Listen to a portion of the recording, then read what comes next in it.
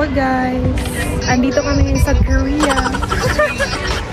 Korea! Hello guys! Today is day 1 of our Baguio trip. Let's go!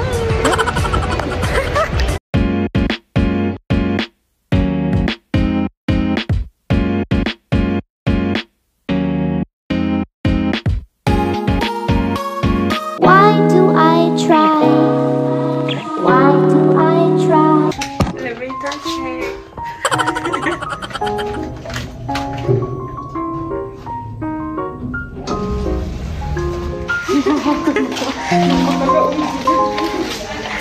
Hello guys! So, pupunta kami ngayon ng night market. Time check. 10 p.m. OMG, ang lamig guys. Para kaming nasa loob ng bahay na naka-aircon. Pero nasa labas kami. Gets yun na yan.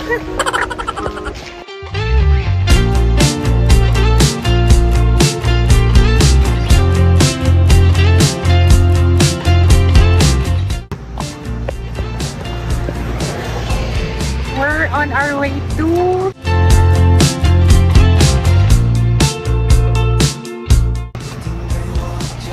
Burnham Park. So, saan na po? Night market.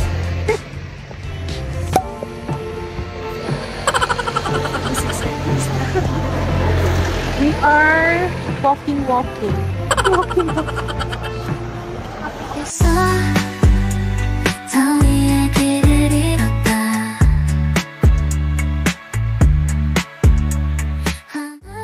Naglakad lang po kami papunta ng night market kasi sobrang lapit lang po nito sa aming Airbnb. Ang sarap ng hangin sa labas kasi ang lamig, yung feeling mo nasa ibang bansa ka pero nasa Pinas ka lang. Lapit na po kami sa night market nila. Ang ganda ng lights. Ang liwanag. Nadaanan pala namin ang Burnham Park at pupuntahan po namin ito sa day 2 namin dito sa Baguio. Kaya, stay tuned lang kayo guys. Please bear with me as I'm still editing the videos.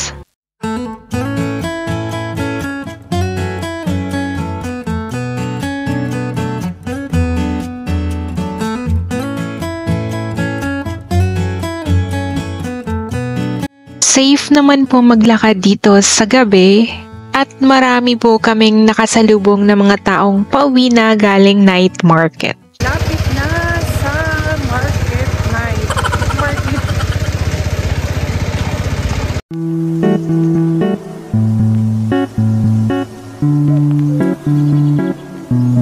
Mga 10 minutes ay narating na po namin ang kanilang night market.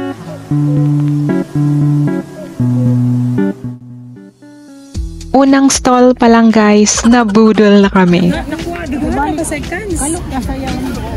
Antali ka mo. Girl, hala, amuda ko ng guan di.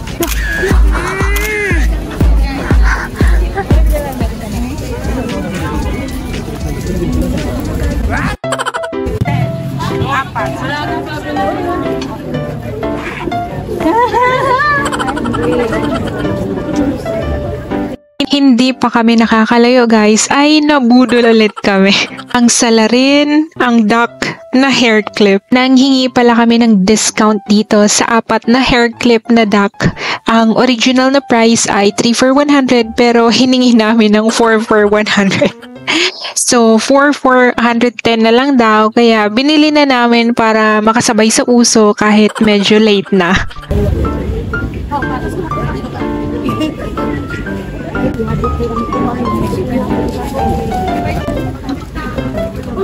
Ito, magkano to? 100. 90? 100. Ito, pareha sila.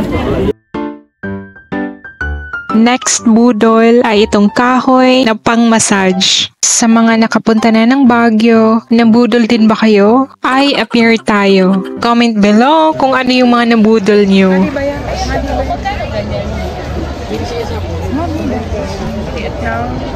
Sige po. Kabibi.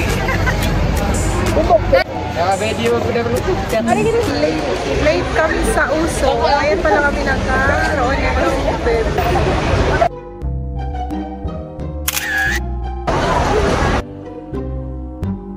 Tuwang-tuwa talaga ako dito guys na parang bata na nakasabay sa uso sa duck na hair clip. Kita naman ang saya sa mukha ko, diba? Noon kasi na nauso ito guys, wala pong mabilhan dito sa province namin. At alam nyo ba, parang kami lang ata ang nagsuot nitong duck na hair clip guys. Madami palang mga klase ng tinda dito na ukay, kaso hindi na kami nagpabudol pa guys. Affordable lang din yung mga ukay nila pero hindi na kami bumili kasi meron namang pong ukay dito sa aming province. Pero kung pumunta kayo dito na wala kayong mga dalang jacket, ay madami po silang benebenta. For me, yung mga ukay nila ay same lang din ng sa Davao, sa Rojas. Ang kagandahan lang mamili dito guys ay sobrang ganda ng panahon, ang lamig. Yung mafe-feel mo na sa ibang bansa ka. Kumbaga, training ground lang to guys para i-prepare tayo sa climate sa ibang bansa. Charing! Ang pinunta talaga namin dito guys ay yung mga food stalls nila. Sa province po kasi namin ay sobrang limited lang ng klase ng street foods na binebenta. Yung usual lang, fishball, kwek-kwek, fries, kikiam. Dito kasi sobrang daming options at ang isa sa mga nilook forward kong kainin ay yung Korean street food.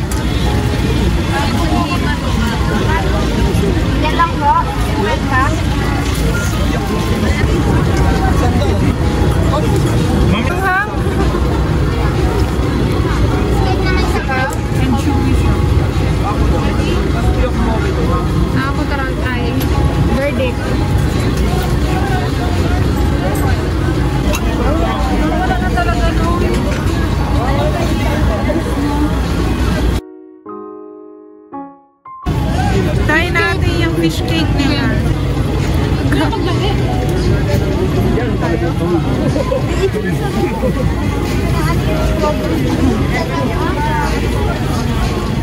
Lasang isda. Malamang fish.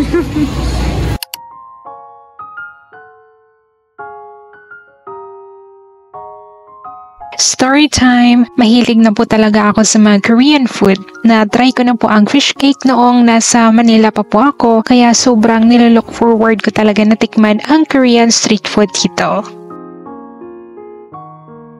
Nag-try din kami ng fishball nila dito kaso ibang-iba po ang lasa. Iba kasi ang timpla niya guys, which is hindi akma sa panlasa ko. Mas recommended ko pa ang nasa Rojas Street sa Davao na street foods when it comes to fishball. Please know that I appreciate each and every one of you for watching the video until the end. To my new subscribers, thank you for your support. Uwi na kami guys. Kapagod. Ang maganda dito sa Baguio kasi madali lang mag-taxi. Yun yung una kong napansin. Yes, me too. Kayo ba? Accessible kayo siya na. Oo. Kahit mahaba yung pila ng taxi nila, sure ball may dadaan niya na taxi. Sure ako, sure. Parang kaya mo siya vlog. Lang niya, kaskam sa kakahaan. Akala namin kwek-kwek yun pala. Puro arena. Second na napansin ko, lahat ng taxi dito naka-opening window. Kasi sobrang lamig dito guys. Parang naka-aircon sa labas.